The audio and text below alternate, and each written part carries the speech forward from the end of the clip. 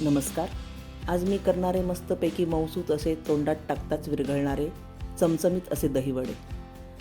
त्याकरता मी चटण्या आता आधीच तयार करून घेते, कारण चटण्या 15-20 दिवस फ्रीजमध्ये चांगल्या टिकतात. म्हणून हे चटणी आधी तयार करून घेते. त्याकरता मी चिंच ही 1 तास भिजत घातली आहे पाण्यामध्ये आणि आता ती आपल्याला वाटून घ्यायची आहे. म्हणून मी मिक्सरच्या भांड्यात चिंच टाकते आणि त्यात गूळ घालून आपल्याला हे वाटून घ्यायचं आहे. हे वाटल्यानंतर त्यात थोडंसं पाणी घालून एकसारखं हलवून घ्यायचं. हलवल्यानंतर आपल्याला चाळणीतनं ही चिंच गाळून घ्यायचं आहे, म्हणजे आपला चिंचेचा गर खाली सगळा मिळेल आपल्याला आणि चोथा सगळा वर राहील. तो चोथा आपल्याला टाकून द्यायचा आहे. चिंच ह्याकरता मी मिक्सरमधनं काढली की आपल्याला पूर्ण चिंचेचा उपयोग करता येतो. जर आपण हाताने जर कोळून टाकली चिंच तर बरीचशी चिंच वाया जाते, म्हणून आपण मिक्सरमधनं काढून घेतो. हे आपल्या बघा गर सगळा खाली आणि चोथा आपला वर राहिला चिंचेचा. ही आपली चिंचेची चटणी आता तयार होते. त्यात आता आपल्याला तिखट आणि मीठ असं घालायचं आहे की आपली चिंचेची चटणी तयार झाली. ही अशी छान रंग बघा किती सुरेख आला आहे. काळी चिंच नसल्यामुळे चिंचेचा रंग अगदी सुरेख आला आहे. आता आपल्याला दुसरी चटणी पुदिना आणि कोथिंबीर. हे मी पुदिना आणि कोथिंबीर चाळणीमध्ये स्वच्छ धुवून घेतलं आहे आणि आता मिक्सरच्या भांड्यात घालून आपल्याला त्याची चटणी तयार करायची. त्यात मी मिरच्या घातल्या, वरतून चाट मसाला आणि मीठ, थोडेसे बर्फाचे तुकडे याकरता घालायचे की आपल्याला हिरवा रंग छान चटणीचा राहील तो, म्हणून. हे बघा आपली हिरवी चटणी छान तयार झाली आहे. आता ही आपल्याला एका बाउलमध्ये काढून घ्यायची. अशा प्रकारे आपल्या दोन्ही चटण्या तयार झाल्या, एक पुदिन्याची चटणी आणि एक चिंचेची चटणी. नंतर आता डाळ आपल्याला उडदाची डाळ मी 2 वाट्या घेतली आणि पाववाटी मुगाची डाळ घेतली. ही आपल्याला स्वच्छ पाण्याने 2-3 वेळा धुवून घ्यायची. नंतर भरपूर पाणी टाकून ती आपल्याला 4 तास तरी कमीत कमी भिजत ठेवायची.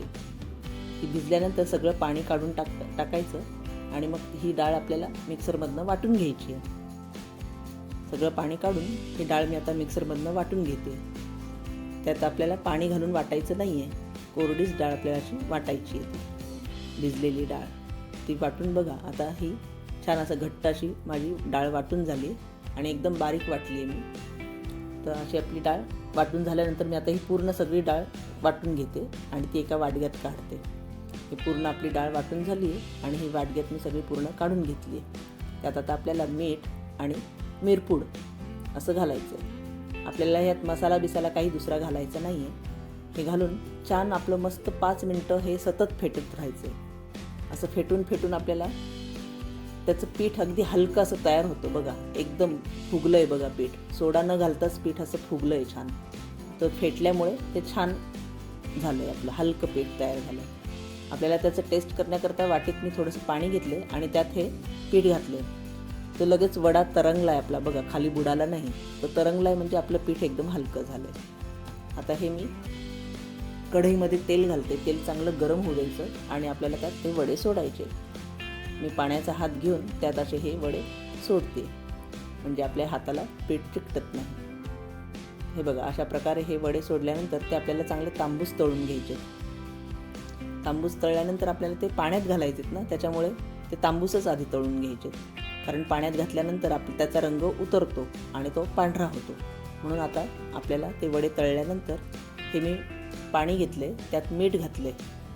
या मिठाच्या पाण्यात आता आपल्याला ते वडे हे तळलेले बघा सोनेरी रंग छान आला आहे वड्यांना. हे वडे मी तळून घेतले, ते आता आपल्याला त्या मिठाच्या पाण्यात घालायचे.